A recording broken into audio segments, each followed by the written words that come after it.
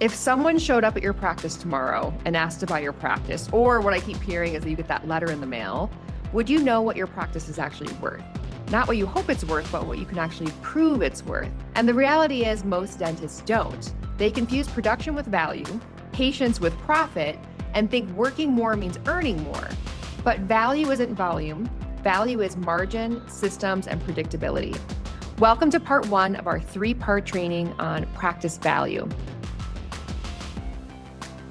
I'm your host, Kelly Dahmer, and today we're breaking down the 3 true drivers that determine what your practice is worth, whether you're selling now or you just want more freedom later. This is really important to know, so let's get into it.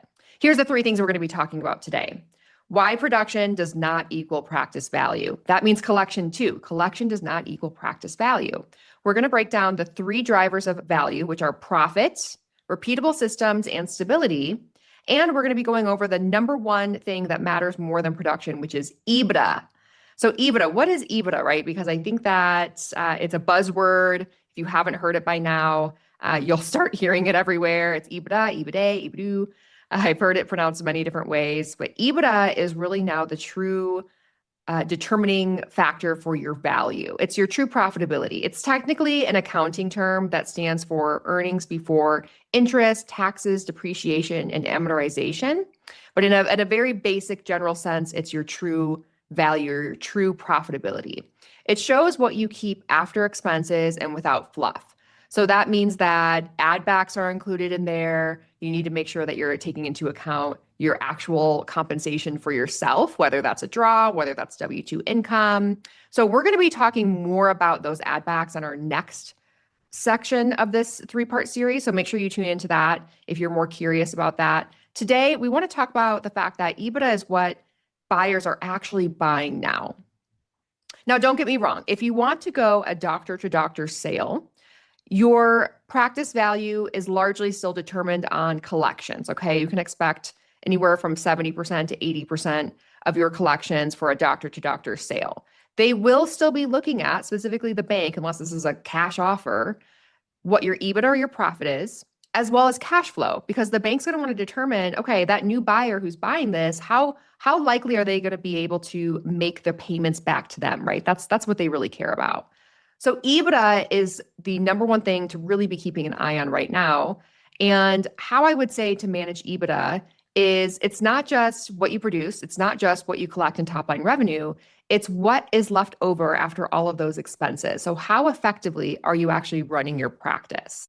Another really important thing that buyers are going to be looking for, specifically group buyers, roll-ups, maybe even a DSO, a traditional DSO, is going to be systems. You have to think about it this way. If someone's buying your practice and you're not going to be there eventually, how risky is that? Is everything revolving around you? Are you the main producer? Are you involved in all the administrative side of things? Are you having to be there in order for things to get done? Is there micromanaging happening? So systems is how you really show more value for your practice, because heaven forbid something happened to you.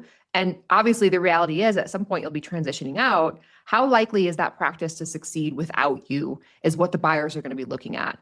So really making sure that you have processes your team follows without you is something that's going to be important. No systems equals the fact that you're not going to be able to scale, which equals the fact that value is going to be largely decreased. So think about where you can maybe plug and play different things, right? How can you plug and play production? Do you have an associate who is also aligned with your standard of care? Is your hygiene department pumping? Are you producing about 30% coming out of your hygiene department? And do you have room for expansion? Because that's going to be another thing that's really important that buyers are going to want to see as well. You really need to be thinking about the fact that a lack of systems is going to be risky. So how dependent is the practice on you? The more it depends on you, the less it's really worth. On the flip side, what's the risk for you? Specifically looking at some sort of a roll-up type of transaction where you are joining forces with like-minded practitioners, they become your business partners, you have the backing of a group organization, and then you're selling a portion of your practice and retaining a portion of equity. So I want to talk to you about Dr. W, who I recently was connecting with. And, when I first started talking to Dr. W, he was under an immense amount of stress.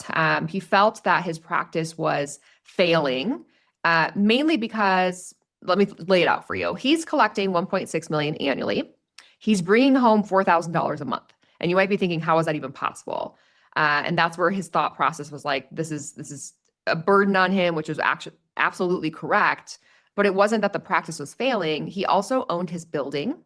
The building is 20,000 square feet. It's a strip mall. And he's only occupying 4,000 square feet of that with his practice. And there's no other occupants. He's having a hard time with the commercial real estate side of things, which technically is not a reflection of the success of the practice, right? So what he's doing, he's actually paying 16% of his collections is going towards rent. He's basically tripling or quadrupling his market rate rent payment so that he can cover his loan payment for the building. So obviously he's utilizing, I mean, it's smart, right? He's utilizing his asset to do that, but he's in definitely a strain. And when we first started talking, he was ready to just hang up the loops, call it quits, throw in the towel. And we really broke it down and looked. And we said, okay, if you were to sell doctor to doctor right now, you would be looking at about $1.1 million for your practice, and you'd have to be out in 6 months. There'd be no equity. On an over $2 million business building loan. Is that really going to work? That's up to him. But the long answer, the short answer is actually no. If he decided not to go that route, he would have gotten some cash, but he also has a 5-year timeline for work. So he doesn't want to be out in 6 months.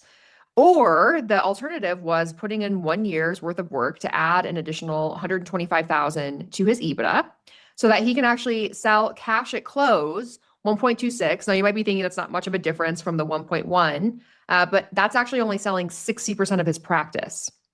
He'll retain 40% in equity.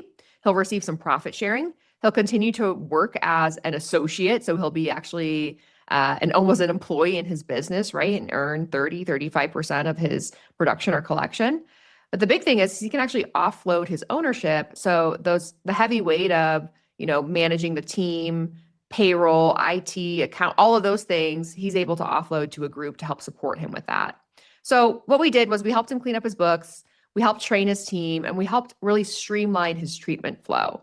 Within 1 year, his total value becomes $7 million, including equity, profit, and salary. He plans to take advantage of 2 recaps.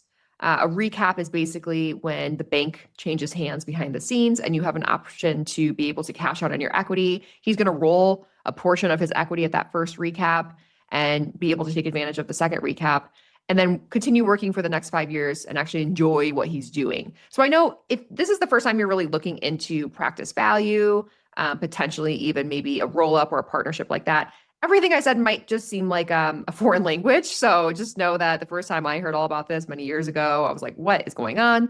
I'm happy to meet with you individually and walk you through and explain some of these details in more detail if you'd like. You can click the link below in the show notes and just get on my calendar. I'm happy to break that down for you, as well as actually walk through what your practice value looks like and help you really determine what your practice value is right now and put a plan together. So that's available to you. Go ahead and click the link below.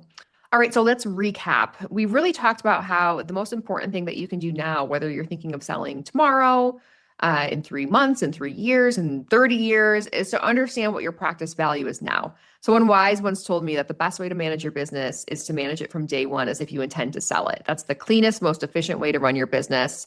So understanding what your practice value is now is step one. And then identify your timeline. Again, it could be right around the corner, or it could be very long term.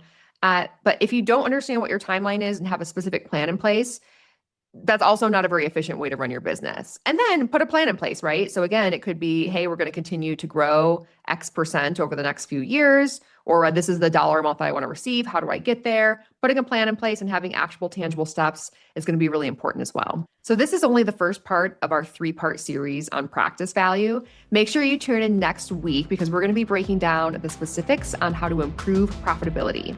I'm Kelly Dahmer, and this is the Next Level Practice Podcast. Here's to creating a financial legacy you deserve.